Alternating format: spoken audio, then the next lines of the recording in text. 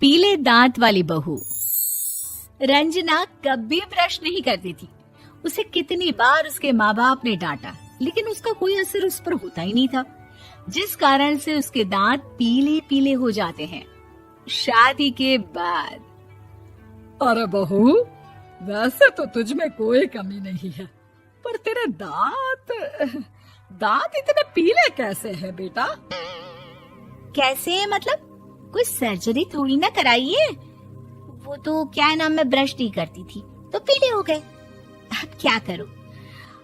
आप कहें तो लाल करवा लूं या फिर काले? यार ये क्या है, क्यों माँ से लड़ रही हो? लड़ रही हूँ? अरे मैं लड़ रही हूँ या ये बोल रही है कि दांत पीले हैं, पीले। अरे तपस्या थोड़ी ना की है इन्हें पीले करने के लिए। बकायदा ब्रश नहीं किया है 20 साल तक, तब जाकर। छी, कैसी बात कर रही हो? ये उस वक्त तो पीले नहीं थे जब हम लोग तुम्हें देखने आए थे। अरे तब साफ करवा लिया होगा डेंटिस्ट के पास जाकर। अब देखो कैसे पीले पीले लग रहे हैं। रंजना सास की तरफ गुस्से से देखती है। फिर शुरू हो गई पीले पीले पीले। अरे पीले तो तब भी थे जब मेरे हाथ का रसगुल्ला उड़ा उड़ा कर खा रही थी और बोल रही थी, लड़की नहीं गुणों का खजाना दे रहे भाई साहब आप। खैर, अब वो लोग करते भी तो क्या करते, पीले दांत वाली बहू पल्ले पड़ी थी तो झेलना तो था ही। एक दिन कीर्तन में रंजना गाना गा रही थी।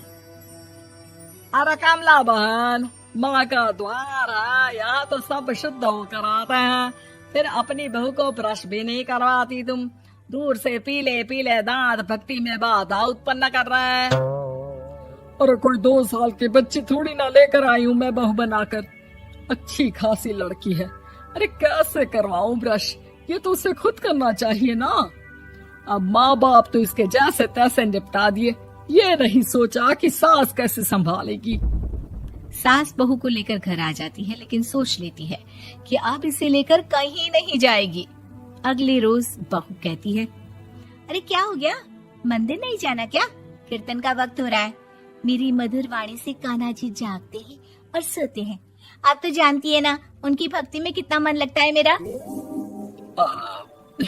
वो क्या है ना, तबीयत ठीक नहीं लग रही है मेरी, आराम करूंगी मैं। तबीयत ठीक नहीं लग रही? अभी तो मिथुन के गाने पर नाच रही थी आप, और अब बोल रही है कि तबीयत ठीक नहीं लग रही। अरे भक्ति में मन लगा लो सासू माँ, ऊपर जाना है, क्या मुंह दिखाओगी आप? हाँ? सास को बहू की बात पर गुस्सा आ जाता है। मैं क्या मुंह दिखाऊंगी, इसकी चिंता तो ना कर, समझी?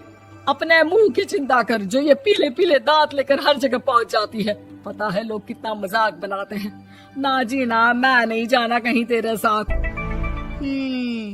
तो ये बात है, कोई ना, मत जाओ, मैं अपने कमरे में ही बैठकर भक्ति कर लूंगी। ऊपर वाला दांत थोड़ी ना देखता है, मन देखता है, भावना देखता है। और अरे बस बस, तू सब कुछ दिखा, बस ये सफेद चमकदार दांत ना दिखाना किसी को, है? जा यहाँ से। बहू को सास की बात का कोई फर्क नहीं पड़ता, वो तो जैसी थी वैसी ही रह जाती है। सुबह नहाकर किचन में खाना बनाना, फिर खाना खाना, कीर्तन भजन करना और सो जाना। एक दिन, माँ जी मैं सहेली के घर जा रही हूँ, शाम को लेट आऊंगी। हाँ हाँ तो जाना, मैंने कौन सा तेरी आरती करनी है घर पर बैठकर।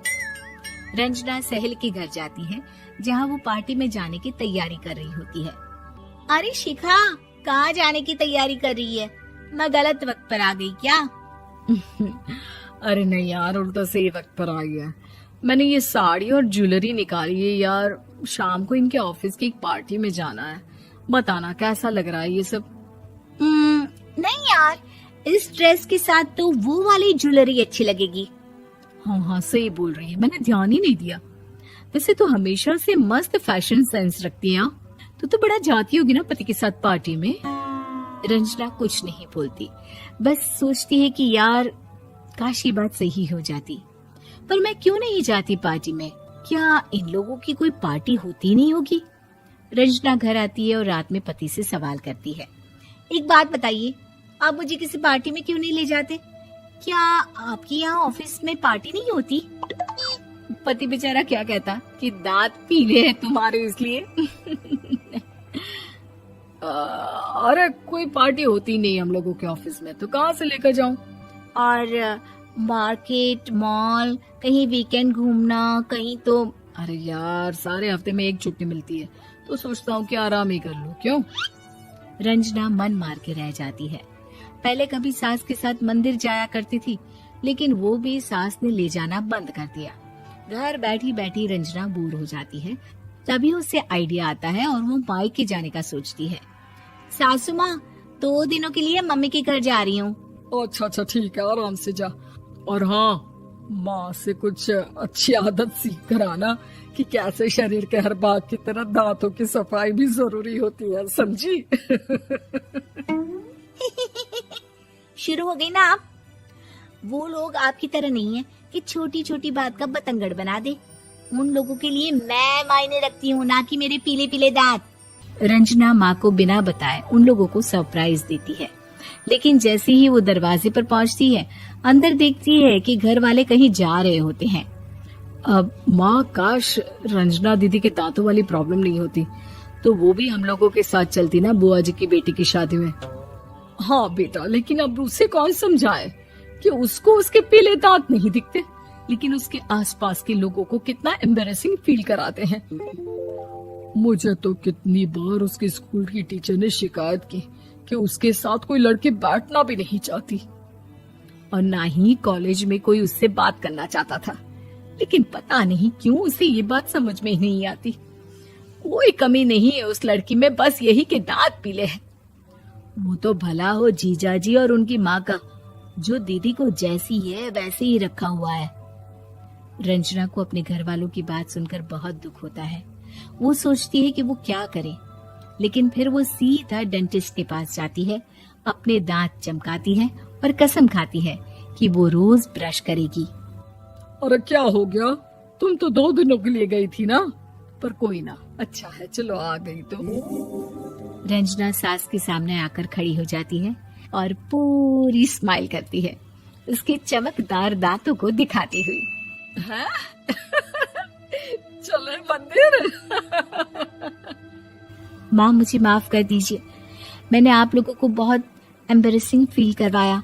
मैं आज से रोज ब्रश करूंगी।